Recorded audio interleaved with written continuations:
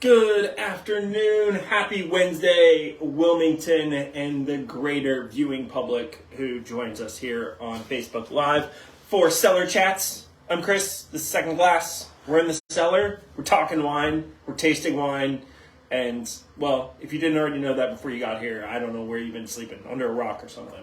All right, well, keeping in with the fact that this past weekend was Mother's Day weekend, and let's all be honest, one day to celebrate mothers is not nearly enough, nor is it enough to celebrate women for 1 month. We should just celebrate them all the time. We should just be awesome to them all the time.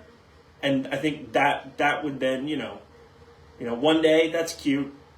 All the time is the way to go. So let's just strive for that. So we're going to keep it rolling. We're doing California wine, and we're continuing with kind of like we'll call it a motherly connection, if you will. Not everybody on here is a mom, but they all have a mom, and two of them work with their moms, which is pretty amazing. So let's dive into it. Again, Cali lineup this week. Lorenza Rosé, really, really amazing project. I'll touch more on that, but this was kind of like, if I remember correctly, at the time, was the first rosé-only focused winery in California, which was really cool and very interesting to think about. Then we're going to pop on over to Âmevive. This is an incredible Albariño from Santa Barbara County. They're going to round it out with Inconnu Kitsune, which has not only a lovely label, but an incredible bottle of wine. So let's jump into it.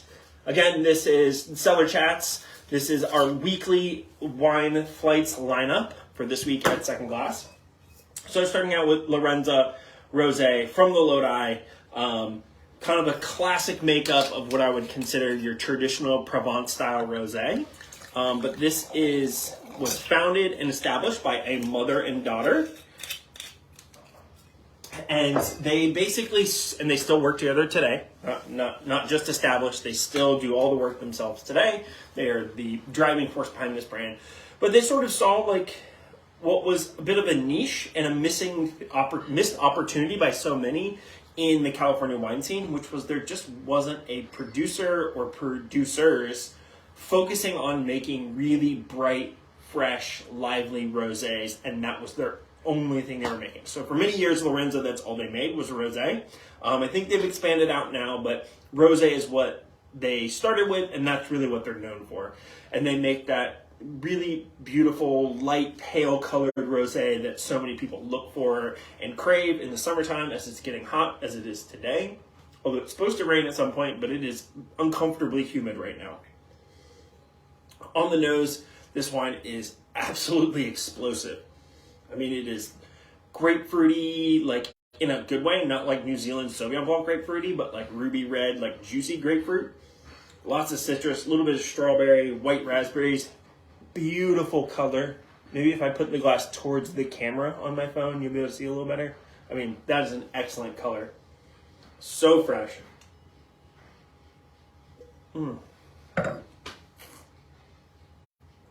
Wow. Woo! It's got like mouth-watering acidity in the absolute best way on the finish. I mean, there is a reason that these incredible ladies are known for their rosé, other than the fact that it was really the only thing they did. This wine is incredible. It's so tasty. And I'll be honest, I'm tasting it right now like at room temperature. So it is not even cold, but it is refreshing. And so good. So I love that. You guys are going to love that. So please come out and have the flights. Again, that is Lorenza Rosé. It's Mourvedre, Carignan, Cinsault, Grenache. Like I said, really classic Provence inspired blend, all coming from Lodi, which we all know if you've been on these before, we are big fans of Lodi around here, and it is a great place for incredible grapes and wine. Wow, beautiful. All right. Moving on into Âmevive. So this is Alice Anderson founded this along with her partner, and really they're in the Santa Barbara County. She's worked for some incredible winemakers, but her and her partner got access to a really great heritage site, which is called the Elvira Young Vineyard. And for many years, it was utilized by Coupe and I think a couple other people in like the legendary Santa Barbara scene of wine, like Adam Tomac, who I think is Coupe, if I remember correctly, but correct me if I'm wrong. My brain doesn't work always that well. Anyways, she got access to this really gorgeous like heritage vineyard site. They farm it regeneratively, you know, basically no pesticides, no herbicides, no additives, no nothing, no tilling. It's just this lush, gorgeous, you know, looks like a free-for-all in the most beautiful way project.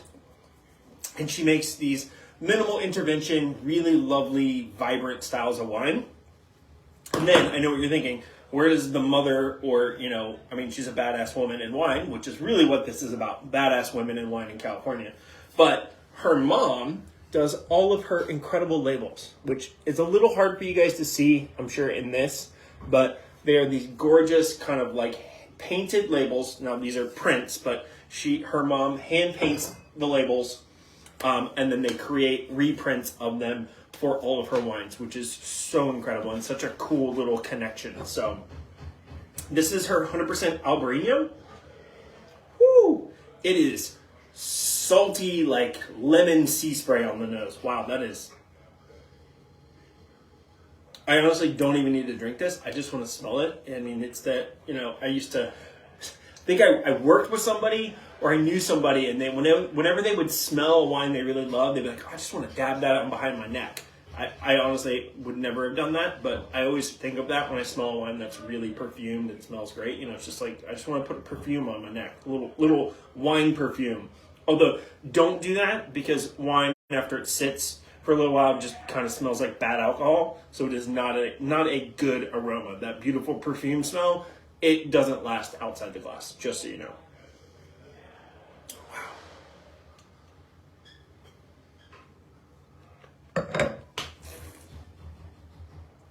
Oh, wow. Again, that brainy sea salt characteristic, kind of fresh lemon zest, really carries through on the palate.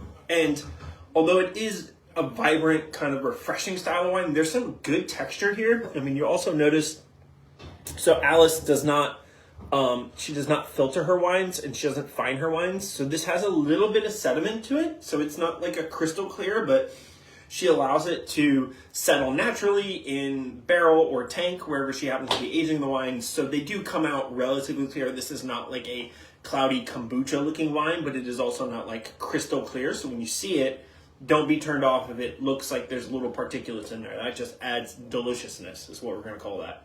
Floating deliciousness in the best way possible.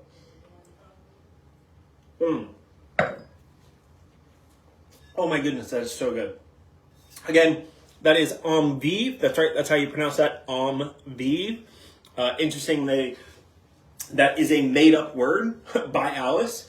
I wish that I could remember what it stands for, but I can't, because my French is not that good. But basically, she took two words in French and put them together and decided that that was what she was going to call it. And I want to say it translates roughly to something like something soulful, like soulful sunshine or something of that nature. I'm sorry, Alice, if I'm butchering this. I apologize. I should know better. All right. Now, rounding out this lovely tasting of the trifecta of amazing women in California wine, Kitsune from Inconnu. I love this wine. I've always loved this wine. I think it so over delivers and gives so many people exactly what they're looking for, even though they didn't know they were looking for it. So this is Laura Brennan Bissell, a true badass of wine. She started this project, oh my goodness, probably going on close to 10 years ago now, maybe a little longer, maybe a little less.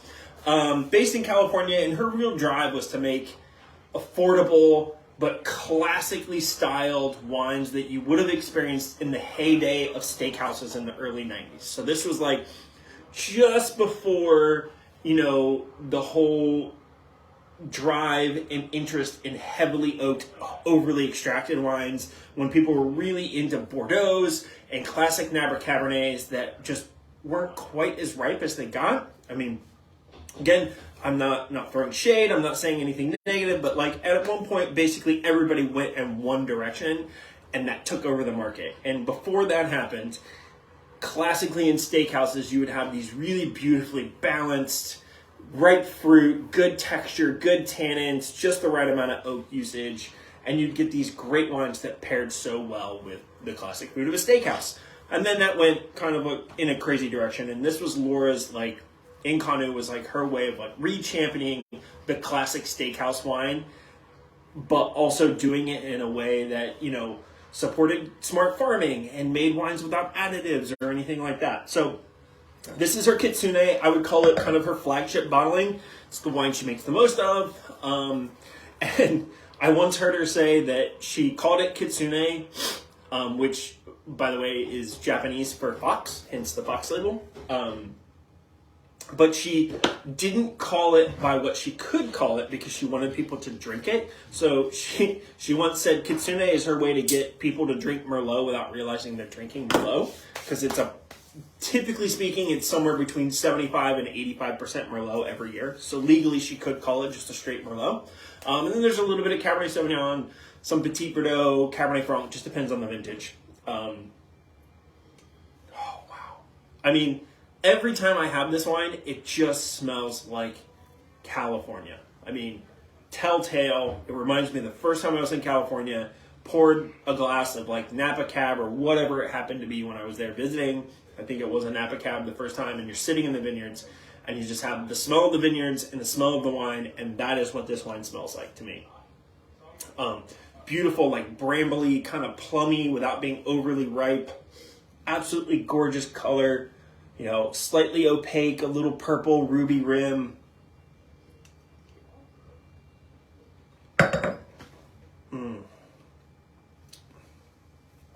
Excellent texture. Again, more of that like kind of like plummy, more red plum than like purple plum. Beautiful fruit. Tannins are really well integrated. You can taste there's a little bit of oak here, but not a lot. I would call this kind of, for me personally, like the right amount of oak. You get like that kind of like enhanced ripeness that the oak brings without bringing too much oak flavor to the wine. It's exceptional. And you know, the other thing about this that I think most people forget is that these classic Bordeaux style blends and these like Napa, you know, steakhouse wines, before we really pushed into the heavily extracted, heavy alcohol, you know, 2000% new oak, like traditionally these wines were not robustly huge. I mean, it's definitely a full-bodied wine, but it is not a meal in a bottle, if that makes sense. So, all right, I'm going to stop rambling. Again, lineup this week, Badass Women in California Wine. Also, I did forget, Laura is a mom of, I think, 2. And she is an amazing person. She's truly, truly an incredible person, just like everyone else in this lineup. But unlike the first 2, she does not work with her mom. She is a mom. So again, celebrate moms. Celebrate them all. They're amazing, and we need them, and they deserve everything that they get that's incredible, because they are incredible. Again, Lorenza Rosé, Lodi, starting it off the flights, moving into Âmevive Albariño, just salty sea spray with lemon zest, rounding it out, Kitsune from Inconnu. I mean, if there was ever a reason to convince yourself that you like Merlot, drink this wine. And if you tell me you don't like it, then apparently you just don't like red wine that's delicious. So, all right. Thanks, guys. Be safe. Be smart. I'll see y'all next week.